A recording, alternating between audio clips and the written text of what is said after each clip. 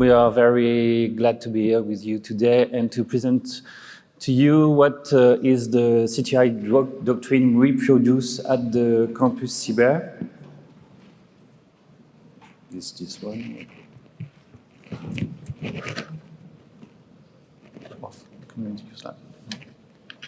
Okay. So, I'm Fabien Gainier. I'm working at the Campus Cyber, which will present you in few words before going in the topic, which will be presented by David. If you present yourself. Yes. Hi, everyone. Nice to meet you. I'm David. I work at Sekoia, and I had the opportunity, let's say, to co-work with Fabien on, let's say, an interesting project, CTI working group in Campus Cyber. So a few words on the Campus Cyber project. The Campus Cyber project is aggregation of a lot of companies in France which aim to develop sovereignty solutions at European level. Also to make sure that we increase cyber jobs attractivity because at least in France we miss a lot of skills for cybersecurity, and the main topic in which occur with this presentation is how to create innovation between companies. So the Campus Cyber is about 40% from the public funding, and the other funds are 60% come from private companies. Like you see, we are almost more than 2,050, 200 companies and 50 in the building of 26,000 square meters, in which we have all kinds of activities around cybersecurity. We have trainings, we have operations, we have innovations, and also we have a lot of activities around events in this building. What we have in the Campus Cyber, we have a team which we call Common Studio. And the Common Studio is dedicated to make all the ecosystem working together.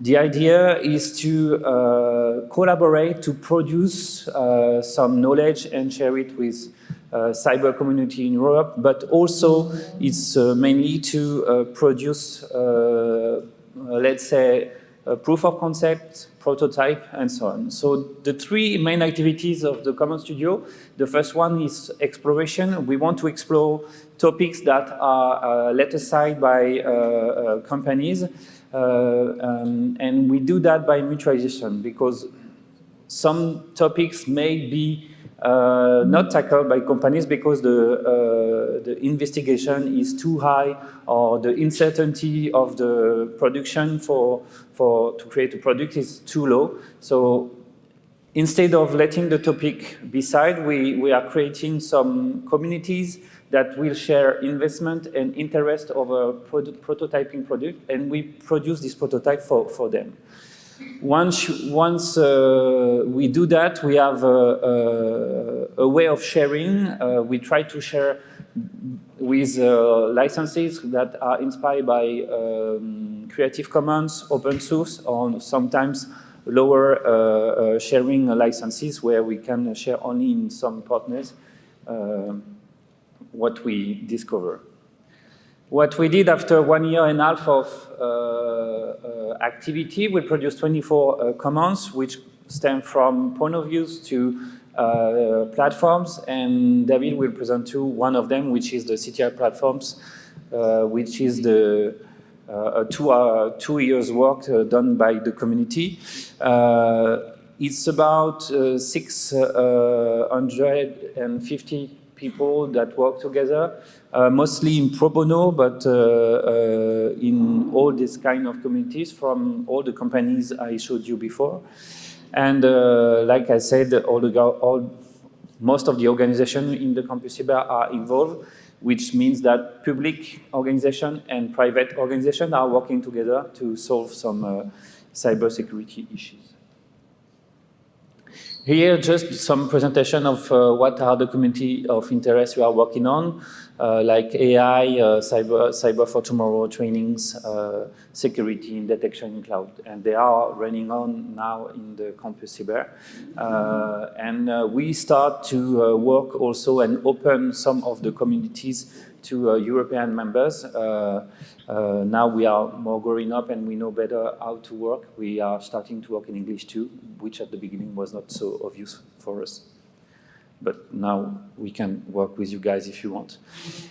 Anything we do is mostly shared with everyone in the wiki, which you have the address there, and the English version is almost done. I think it should be perfectly translated in the next 2-3 weeks, or let's say at the beginning of December. You will find everything we've done and everything we can share on the wiki. So please go there, and if you have any question for the wiki or whatever we did, you can contact us from there.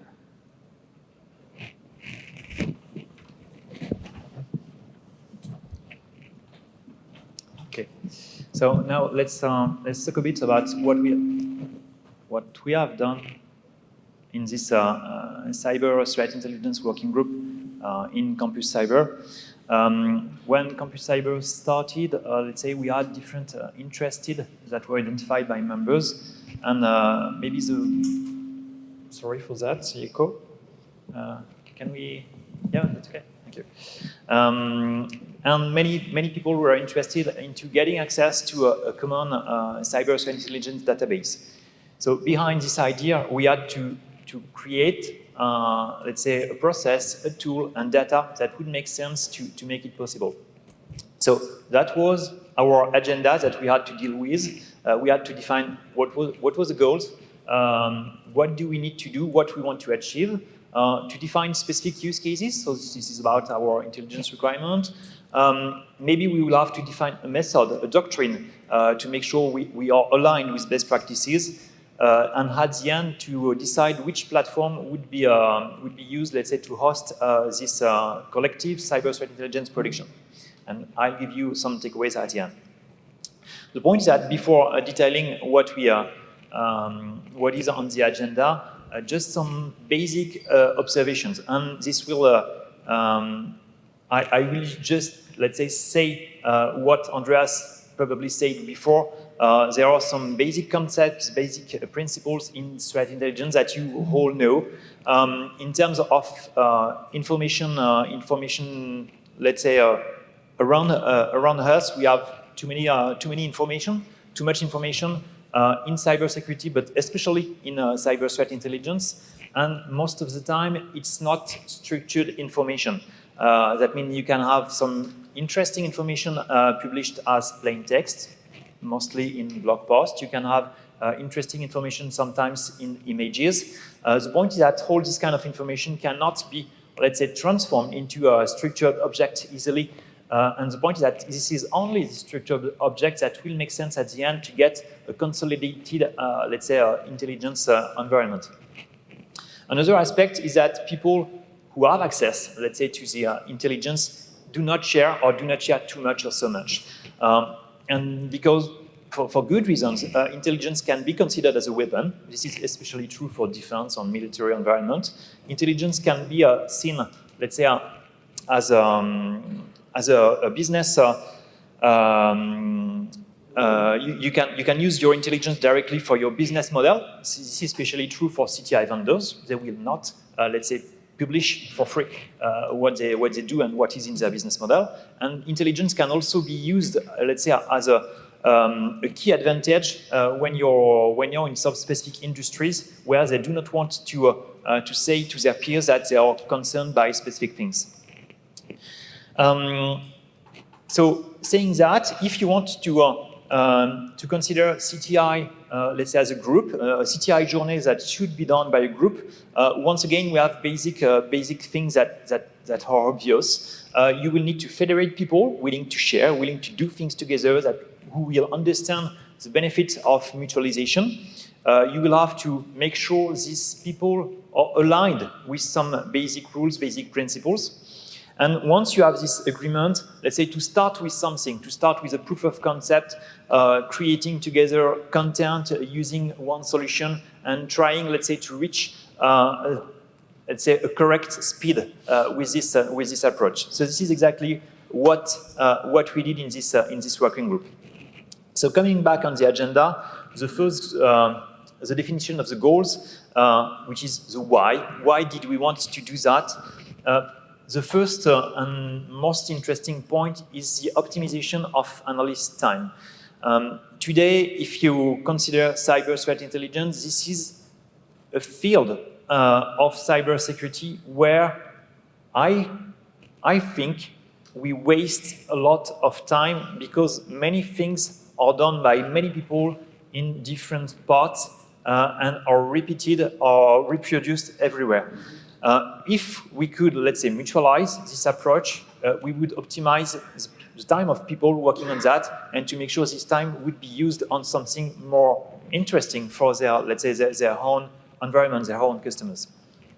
And the goal was to store, let's say, this collective information in a central point, in a central repository. Another goal was to try to enhance, let's say, the best practices within this working group so that everyone can step up and get access to more interesting, let's say, way to produce or understand what threat intel is or can be used. And the last one is about to optimize the quality of what is produced in order to, once again, let's say, make sure the actionability will be better one step after the CTI production. So then, once we had defined the why, we need to focus on the what. What did we want to produce, to create in this collective cyber threat intelligence working group? We identified many possibilities, and at the end, we classified these possibilities, and we prioritized what were the most urgent. The first one was to create collectively cyber threat intelligence coming from the OSINT world. I mean, there are so many information produced, let's say, by relevant stakeholders. So this can be, let's say, information produced by Microsoft, Mandiant, CrowdStrike. Everything is done as blog posts. But you have so many information in this marketing content for them, but that can be used and transformed into interesting intelligence when you combine it together. So the first one was to focus on that, information from this OSINT side, and to try to mutualize the ability to transform this content into real and structured threat intel. We also defined other use cases that would make sense to focus on, let's say, very urgent threat intel. When I say urgent threat intel, I mean information about that can be used immediately by some stakeholders where they are concerned by specific hot topics. So this can be an exploited vulnerability that is in the news today. And in this case, you need, let's say, to have the process ready in order to make sure that when it happens, everything is prepared so that everyone can define what they have seen and the others can consume this information to protect their own environment, etc., etc. The point is that if we focus on the first use case, so the OSINT example, today this is almost what we have. We have, let's say, one OSINT content available on the internet. We have many company staff working on that to read it, to transform it, to ingest it in their own environment, so distributed repositories. Everyone is doing that with its own formats, methods, tools, etc. So we have a mixed object at the end. And what is the result? Well, I consider that we have a real expertise waste because many people are working on this same content. If, let's say, we want to do something different, we can change that. We can decide that we have less people working on the same content, working together to place this, let's say, extracted information in a central place to make it, let's say, in a graph-based, to make it as a graph-based production that will allow to understand what are the different objects involved into this specific CTI production. And this time, we will optimize the time of, let's say, resources working on that. So we have talked about the why, the what. Now the question was about how to do that in terms of what is the good method, the correct methodology when you want to work together as a group to create your threat intel.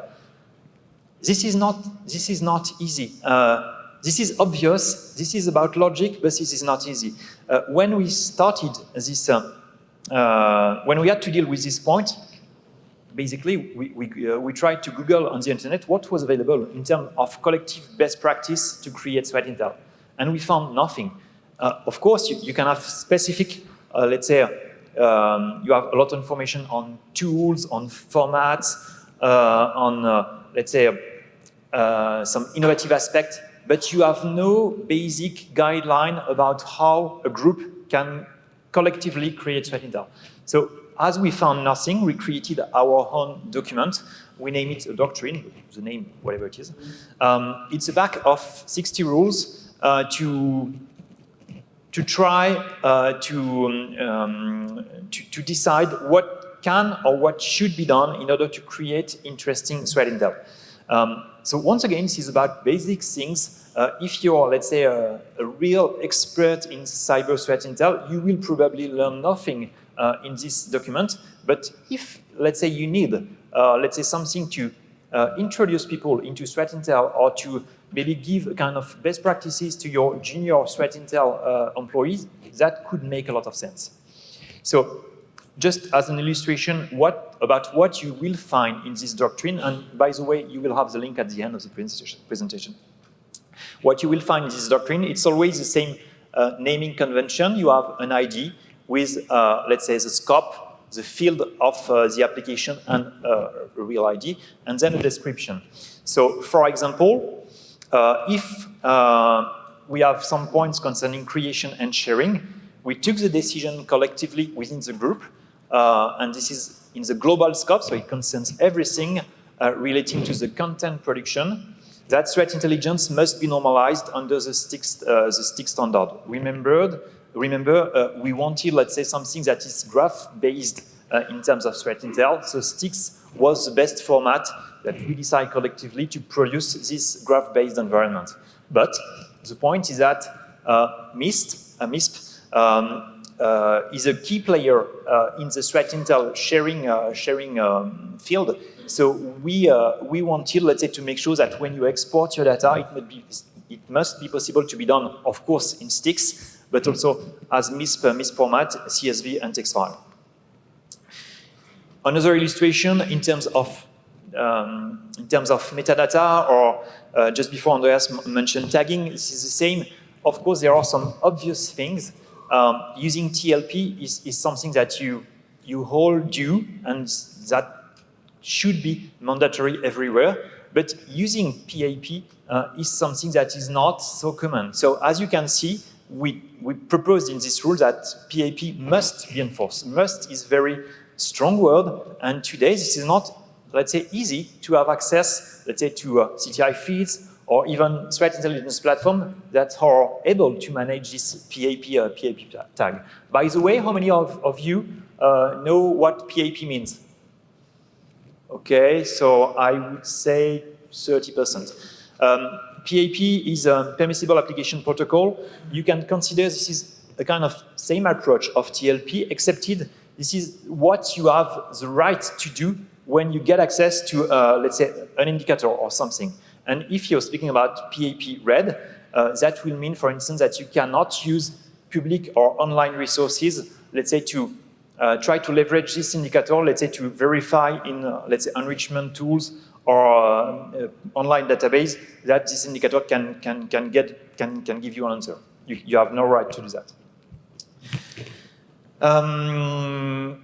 In this third example, this is not about the global scope of threat intel, but this is about the specific and focused, let's say, threat intel associated with the use case we have defined before. So remember, we have defined 5 main first use cases. The first one is about OSINT. The second one is about the way to produce, to share incidents.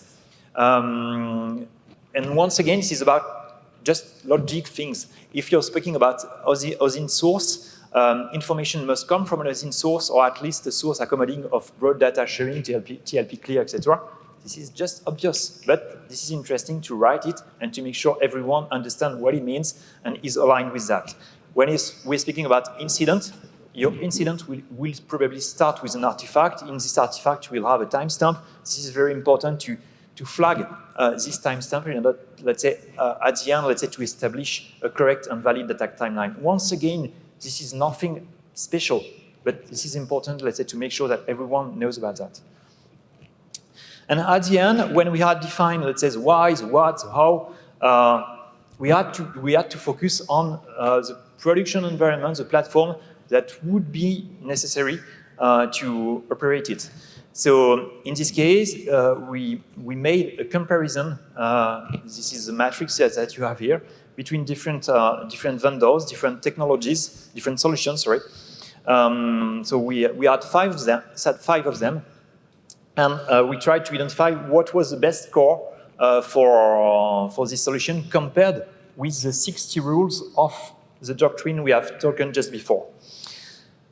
But there was not only this, let's say, technical comparison, the appetite of users, let's say, for using one solution was also considered. For instance, some solutions were about open source, some were commercial.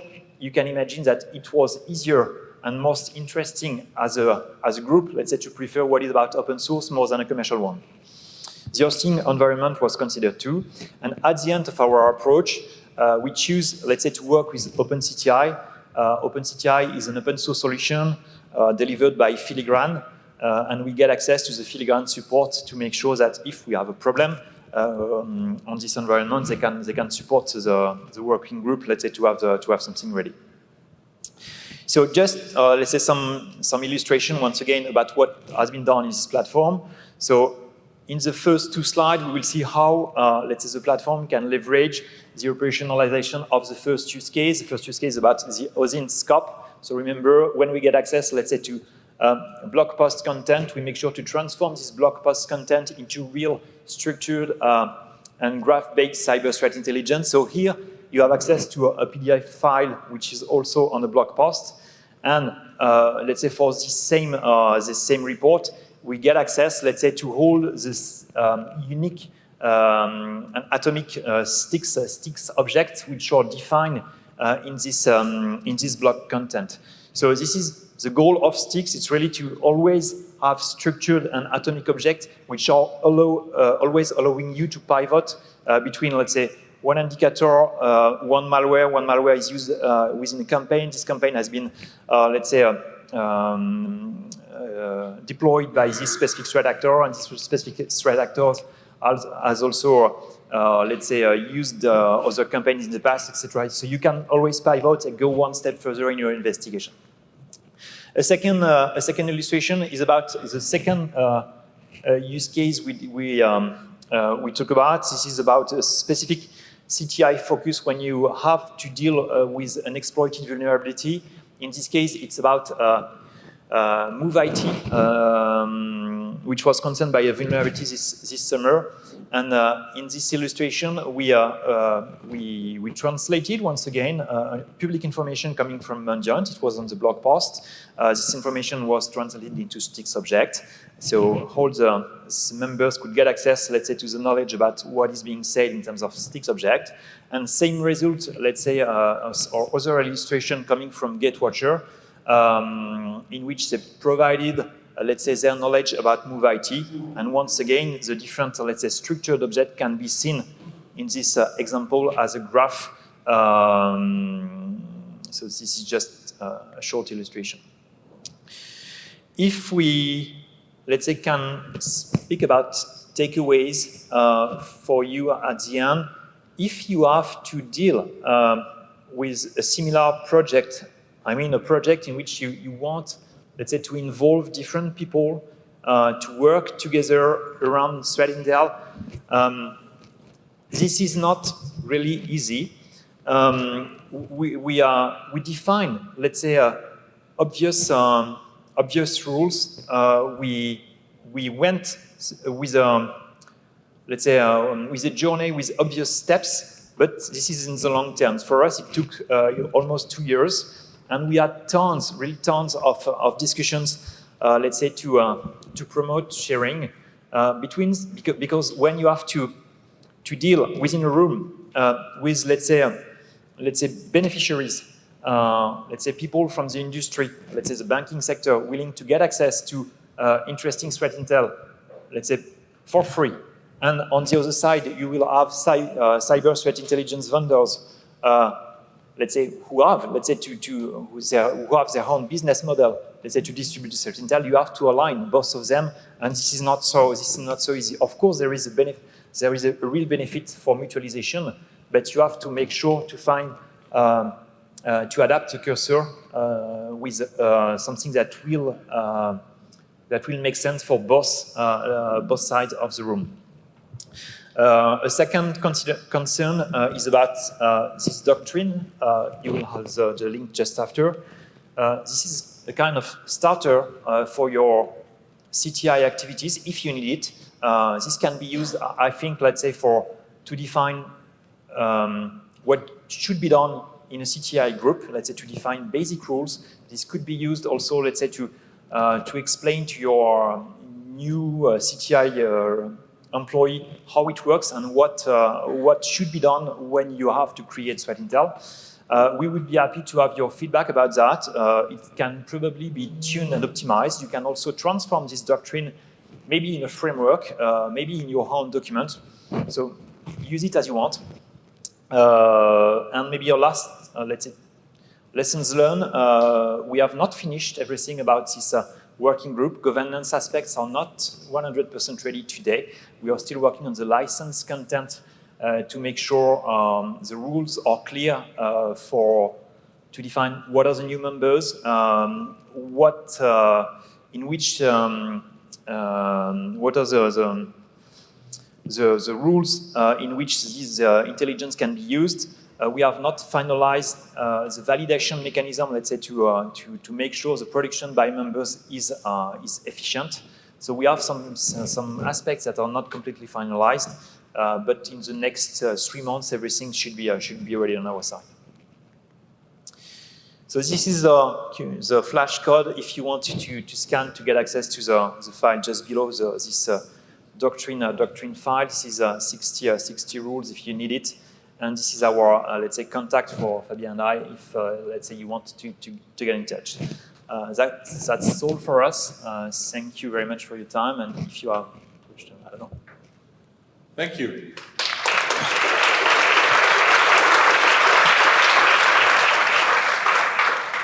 Are there any questions? There. So I don't see you. Thank you very much. The comparison or assessment document according to these 60 rules, is it available publicly? Because I couldn't find on the wiki this Excel or whatever used for evaluating all the platforms.